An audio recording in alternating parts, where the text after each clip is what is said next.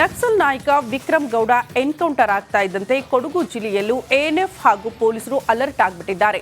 ಈ ಹಿಂದೆ ಹಲವು ಬಾರಿ ಕೊಡಗು ಜಿಲ್ಲೆಯ ಗಡಿ ಭಾಗದಲ್ಲಿ ನಕ್ಸಲರು ಕಾಣಿಸಿಕೊಂಡಿದ್ರಿಂದ ಹದ್ದಿನ ಕಣ್ಣಿಡಲಾಗಿದೆ. ಹಾಗಿದ್ರೆ ಈ ಹಿಂದೆ ನಕ್ಸಲರು ಎಲ್ಲೆಲ್ಲಿ ಕಾಣಿಸಿಕೊಂಡಿದ್ರು ಅನ್ನೋದರ ಕಂಪ್ಲೀಟ್ ರಿಪೋರ್ಟ್ ಇಲ್ಲಿದೆ ನೋಡಿ.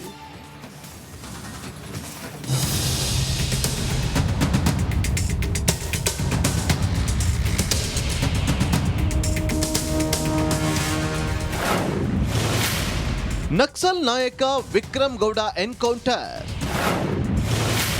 ಕೊಡಗು ಜಿಲ್ಲೆಯಲ್ಲೂ ಪೊಲೀಸರು ಹೈ ಅಲರ್ಟ್.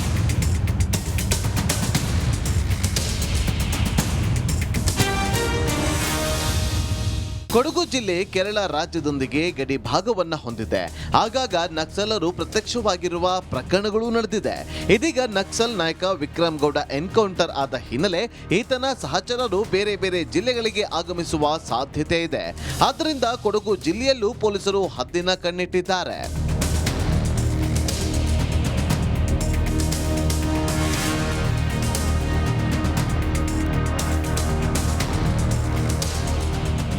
ಕೊಡಗು ಜಿಲ್ಲೆಯಲ್ಲಿ 3 ನಕ್ಸಲ್ ನಿಗ್ರಹ ಪಡೆ ಎಂದಿನಂತೆ ಗಡಿ ಭಾಗದಲ್ಲಿ ಕೂಂಬಿಂಗ್ ನಡೆಸುತ್ತಿವೆ.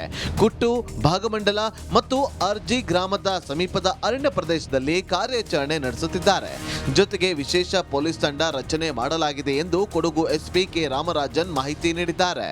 Special force anti Naxal force ಅವರು ನಮ್ಮ ಜಿಲ್ಲೆಯಲ್ಲಿ ಕೂಡ 3 ಕಡೆ ಭಾಗಮಂಡಲನಲ್ಲಿ, ಅರ್ಜಿ ಮತ್ತು ಕುಟ್ಟದಲ್ಲಿ 3 ಕಡೆ ಕ್ಯಾಂಪ್ ಇದೆ. ಅವರು ಕಂಟಿನ್ಯೂಸ್ ಆಪ್ರೇಷನ್ಸ್ ಅವರು ಮಾಡ್ತಾರೆ. ಬಟ್ ಆಪ್ರೇಷನಲ್ ಡೀಟೇಲ್ಸ್ ನಾವು ಯಾವುದು ಶೇರ್ ಮಾಡೋದಕ್ಕಾಗಲ್ಲ. But combing operations, intelligence based combing operations ಅವರು ಕೂಡ ರೆಗ್ಯುಲರ್ ಆಗಿ ಅವರು ಮಾಡ್ತಾ ಇದ್ದಾರೆ. ಪ್ರತಿ ಬಾರಿ ಚುನಾವಣೆಗೂ ಮೊದಲು ಕೊಡಗು ಕೇರಳ ಗಡಿ ಭಾಗದ ಗ್ರಾಮಗಳಲ್ಲಿ ಪ್ರತ್ಯಕ್ಷರಾಗ್ತಾರೆ. 2013-14 ವಿಧಾನಸಭಾ ಹಾಗೂ ಎಂಪಿ ಚುನಾವಣೆಗೂ ಮೊದಲು ಪ್ರತ್ಯಕ್ಷರಾಗಿದ್ದ ಕೆಂಪು ಉಗ್ರರು ಮತ್ತೆ 2018 ಹಾಗೂ 2024 ಚುನಾವಣೆಗೂ ಮೊದಲು ಗಡಿ ಭಾಗದಲ್ಲಿ ಪ್ರತ್ಯಕ್ಷರಾಗಿದ್ರು. ಆದ್ರಿಂದ 3 ನಕ್ಸಲ್ ನಿಗ್ರಹ ಪಡೆ ಗಡಿ ಭಾಗದಲ್ಲಿ ಬೀಡುಬಿಟ್ಟಿದೆ. 2013 ಎಲೆಕ್ಷನ್ ಸ್ಟೇಟ್ ಲೆಜಿಸ್ಲೇಟಿವ್ ಎಲೆಕ್ಷನ್ ಆಗಿತ್ತು, ಅಸೆಂಬ್ಲಿ ಎಲೆಕ್ಷನ್, MLA ಎಲೆಕ್ಷನ್ ಆಗಿತ್ತು. 14 ಮತ್ತು MP ಎಲೆಕ್ಷನ್ ಆಗಿದೆ. Just before elections MLA and MP election 13-14 ಬಂದಿದ್ದಾರೆ. ಅದೇ ರೀತಿಯಲ್ಲಿ 18 MLA ಎಲೆಕ್ಷನ್ ಆಗಿತ್ತು, ಆವಾಗಲೂ ಬಂದಿದ್ದಾರೆ. 24 ಸೊ ಈ ವರ್ಷ ಜಸ್ಟ್ ಬಿಫೋರ್ MP ಎಲೆಕ್ಷನ್ ಕಾಣಿಸ್ಕೊಂಡಿದ್ದಾರೆ. ಮಲೆನಾಡು ಪ್ರದೇಶವೇ ಕೆಂಪು ಉಗ್ರರ ಟಾರ್ಗೆಟ್ ಆಗಿದ್ದು, ಇದೀಗ ವಿಕ್ರಮ್ ಗೌಡ ಎನ್ಕೌಂಟರ್ ಹಿನ್ನೆಲೆ ಎಲ್ಲೆಡೆ ಹದ್ದಿನ ಕಣ್ಣಿಡಲಾಗಿದೆ. ಯಾವುದೇ ತುರ್ತು ಸಂದರ್ಭವನ್ನ ಎದುರಿಸಲು ಕೊಡಗು ಪೊಲೀಸರು ಸಜ್ಜಾಗಿದ್ದಾರೆ. ದಿವಾಕರ್ ಜೊತೆ ಅನುಕಾರ್ಯಪ್ಪ, ರಿಪಬ್ಲಿಕನ್.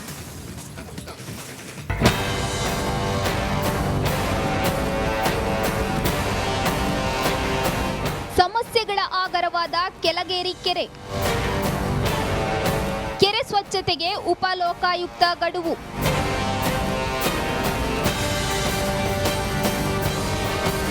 ನೋಡಿದ್ರಲ್ಲ ಅಬ್ಬಾ, ಅದೆಷ್ಟು ಗಲೀಜು! ಊರಲ್ಲಿರೋ ಕಸವನ್ನೆಲ್ಲ ಕೆರೆ ನೀರಿನಲ್ಲಿ ಸುರಿದಂತಿದೆ. ಈ ದೃಶ್ಯ ಕಂಡು ಬಂದಿದ್ದು ಧಾರವಾಡದ ಗೋವಾ ರಸ್ತೆ ಬಳಿ ಇರುವ ಪ್ರಸಿದ್ಧ ಕೆಳಗೇರಿ ಕೆರೆಯಲ್ಲಿ. ಈ ಕೆರೆ ತನ್ನದೇ ಆದ ಐತಿಹಾಸಿಕ ಹಿನ್ನೆಲೆ ಹೊಂದಿದೆ. ಆದರೆ ಹಲವು ವರ್ಷಗಳಿಂದ ಸ್ವಚ್ಛತೆ ಕಾಣದೆ ಕೆರೆ ಸಾಂಕ್ರಾಮಿಕ ರೋಗಗಳ ತಾಣವಾಗಿದೆ.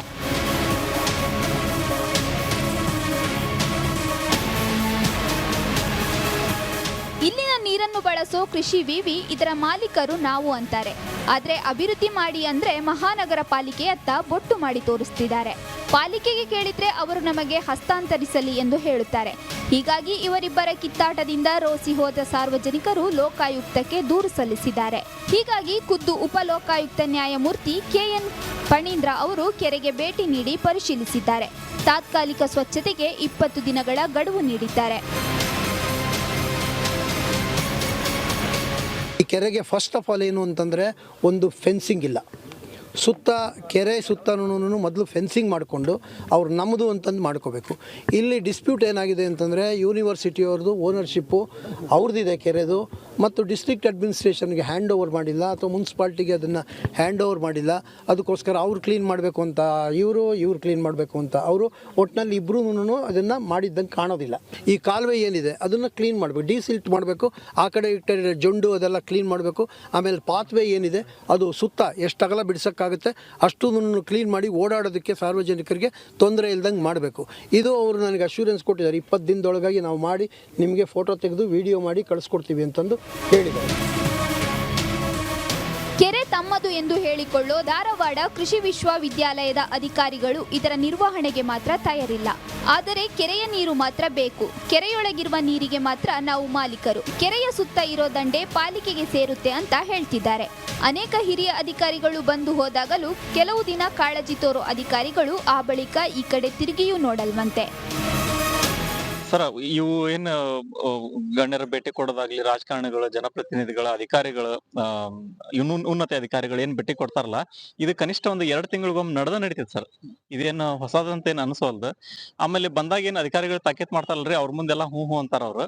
ಆಮೇಲೆ ನೆಕ್ಸ್ಟ್ 2 ದಿನಕ್ಕೆ ಬಾಳ ಲೇಟ್ ಮಾಡಂಗಿಲ್ರಿ. 2 ದಿನಕ್ಕೆ 2 JCB ಟ್ರಾಕ್ಟರ್ ತಗೊಂಡ್ ಸ್ವಲ್ಪ ತೆಗದಂಗ್ ಮಾಡ್ತಾರ. ಆಮೇಲೆ ಯಾವ ಇರಂಗೇ ಇಲ್ಲ ಸರ್ ಅಲ್ಲಿ. ಇಷ್ಟು ದಿನ ಬೇರೆ ಬೇರೆಯವರ ಎಚ್ಚರಿಕೆ ಸೂಚನೆಗೆ ತಲೆ ಅಲ್ಲಾಡಿಸಿ ಬಳಿಕ ಕೆರೆಯನ್ನೇ ಮರೆತು ಬಿಡುತ್ತಿದ್ದ ಅಧಿಕಾರಿಗಳು ಈಗ ಉಪಲೋಕಾಯುಕ್ತರ ಕಾರಣದಿಂದಾದರೂ ಸೂಕ್ತ ಸುಧಾರಣೆಗೆ ಮುಂದಾಗ್ತಾರಾ ಅಂತ ಕಾದು ನೋಡಬೇಕಿದೆ.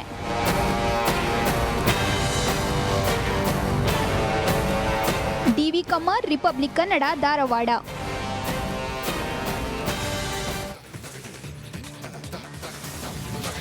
ರಾಜ್ಯಾದ್ಯಂತ ಬಿಪಿಎಲ್ ಕಾರ್ಡ್ ರದ್ದತಿ ಕೋಲಾಹಲ ಶುರುವಾಗಿದ್ದು, ಗ್ಯಾರಂಟಿಗೆ ಹಣ ಹೊಂದಿಸೋದಕ್ಕೆ ರೇಷನ್ ಕಾರ್ಡ್ಗೆ ಕತ್ತರಿ ಹಾಕಿದ್ದಾರೆ ಎನ್ನಲಾಗ್ತಾ ಇದೆ. ಈ ಆರೋಪದ ಮಧ್ಯೆ ಗೃಹ ಸಚಿವರ ಈ ಹೇಳಿಕೆಯಿಂದ ಸರ್ಕಾರ ಉರುಳುತ್ತಾ ಅನ್ನೋ ಚರ್ಚೆ ಕೂಡ ಜೋರಾಗ್ತಾ ಇದೆ. ಈ ಕುರಿತ ಒಂದು ರಿಪೋರ್ಟ್ ಇಲ್ಲಿದೆ ನೋಡಿ.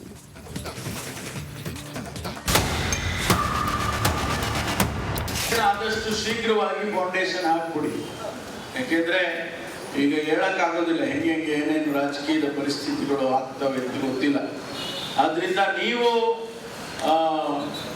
ಖಂಡಿತವಾಗಿ ಆದಷ್ಟು ಶೀಘ್ರವಾಗಿ ಕಟ್ಟಡದ ಶಂಕುಸ್ಥಾಪನೆ ಮಾಡಿ ಆದಷ್ಟು ಬೇಗ ನಮ್ಮ ಸರ್ಕಾರ ಇರುವಾಗ ಮುಗಿಸ್ಬಿಟ್ರೆ ಬಹಳ ಚೆನ್ನಾಗಿರುತ್ತೆ ಅಂತೇಳಿ ಇಬ್ಬರು ಅಧ್ಯಕ್ಷರಿಗೆ ನಾನು ಹೇಳೋದಕ್ಕೆ ಬಯಸಿದೆ. ಇದೇ ಮಾತು ಗೃಹ ಸಚಿವ ಪರಮೇಶ್ವರ್ ಆಡಿದ ಇದೇ ಮಾತು ರಾಜಕೀಯದಲ್ಲಿ ಅಲ್ಲೋಲ ಕಲ್ಲೋಲ ಸೃಷ್ಟಿಸಿದೆ. ಗ್ಯಾರಂಟಿಯಿಂದಲೇ ಅಧಿಕಾರದ ಗದ್ದುಗೆ ಏರಿದ ಕಾಂಗ್ರೆಸ್ ಸರ್ಕಾರ ಉರುಳುತ್ತಾ ಅನ್ನೋ ಅನುಮಾನ ಮೂಡಿಸಿದೆ. ಸರ್ಕಾರ ಅಲುಗಾಡ್ತಿರೋ ಸೂಚನೆ ಕೊಟ್ರ ಪರಂ. ಸಿಎಂ ತವರಲ್ಲಿ ಗೃಹ ಸಚಿವರ ಸ್ಫೋಟಕ ಹೇಳಿಕೆ. ಎಸ್, ಸಿಎಂ ಸಿದ್ದರಾಮಯ್ಯ ತವರಲ್ಲೇ ಡಾಕ್ಟರ್ ಜಿ ಪರಮೇಶ್ವರ್ ಶಾಕಿಂಗ್ ಹೇಳಿಕೆ ಕೊಟ್ಟಿದ್ದಾರೆ. ಆದಷ್ಟು ಬೇಗ ಮೈಸೂರಲ್ಲಿ ಕಾಂಗ್ರೆಸ್ ಕಚೇರಿ ಕಟ್ಟಿಬಿಡಿ. ರಾಜಕೀಯ ಬೆಳವಣಿಗೆ ನೋಡಿದರೆ ಏನು ಹೇಳೋಕ್ಕಾಗಲ್ಲ. ನಮ್ಮ ಸರ್ಕಾರ ಇರುವಾಗಲೇ ಶಂಕುಸ್ಥಾಪನೆ ನೆರವೇರಿಸಿ ಎಂದು ಮೈಸೂರಿನ ಕಾಂಗ್ರೆಸ್ ಕಚೇರಿಯಲ್ಲಿ ಸ್ಫೋಟಕ ಹೇಳಿಕೆ ನೀಡಿದ್ದಾರೆ. ಅಭಿನಂದನೆಯನ್ನ ಹೇಳ್ತೇನೆ. ಆದಷ್ಟು ಶೀಘ್ರವಾಗಿ ಫೌಂಡೇಶನ್ ಹಾಕ್ಬಿಡಿ. ಯಾಕೆಂದ್ರೆ ಈಗ ಹೇಳಕ್ಕಾಗೋದಿಲ್ಲ ಹೆಂಗೆ ಏನೇನು ರಾಜಕೀಯದ ಪರಿಸ್ಥಿತಿಗಳು ಆಗ್ತವೆ ಅಂತ ಗೊತ್ತಿಲ್ಲ. ಆದ್ರಿಂದ ನೀವು ಖಂಡಿತವಾಗಿ ಆದಷ್ಟು ಶೀಘ್ರವಾಗಿ ಕಟ್ಟಡದ ಶಂಕುಸ್ಥಾಪನೆ ಮಾಡಿ ಆದಷ್ಟು ಬೇಗ ನಮ್ಮ ಸರ್ಕಾರ ಇರುವಾಗ ಮುಗಿಸ್ಬಿಟ್ರೆ ಬಹಳ ಚೆನ್ನಾಗಿರುತ್ತೆ ಅಂತೇಳಿ ಇಬ್ಬರು ಅಧ್ಯಕ್ಷರಿಗೆ ನಾನು ಹೇಳೋದಕ್ಕೆ ಬಯಸಿದೆ. ಬಿಪಿಎಲ್ ಕಾರ್ಡ್ ರದ್ದತಿ, ಆಸ್ಪತ್ರೆ ಚಿಕಿತ್ಸೆ ದರ ಹೆಚ್ಚಳದ ಮಧ್ಯೆ ಇದೀಗ ಕಾಂಗ್ರೆಸ್ ಸರ್ಕಾರಕ್ಕೆ ಗೃಹ ಸಚಿವರ ಹೇಳಿಕೆ ಮತ್ತೊಂದು ತಲೆನೋವು ತರುವಂತಾಗಿದೆ. Bureau report, Republic Kannada.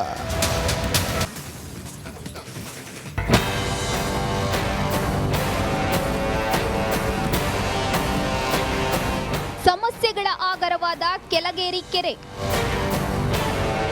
ಕೆರೆ ಸ್ವಚ್ಛತೆಗೆ ಉಪಲೋಕಾಯುಕ್ತ ಗಡುವು.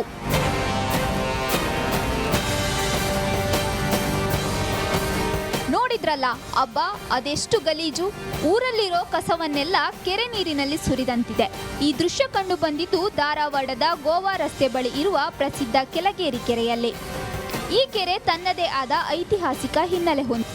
ಆದರೆ ಹಲವು ವರ್ಷಗಳಿಂದ ಸ್ವಚ್ಛತೆ ಕಾಣದೆ ಕೆರೆ ಸಾಂಕ್ರಾಮಿಕ ರೋಗಗಳ ತಾಣವಾಗಿದೆ.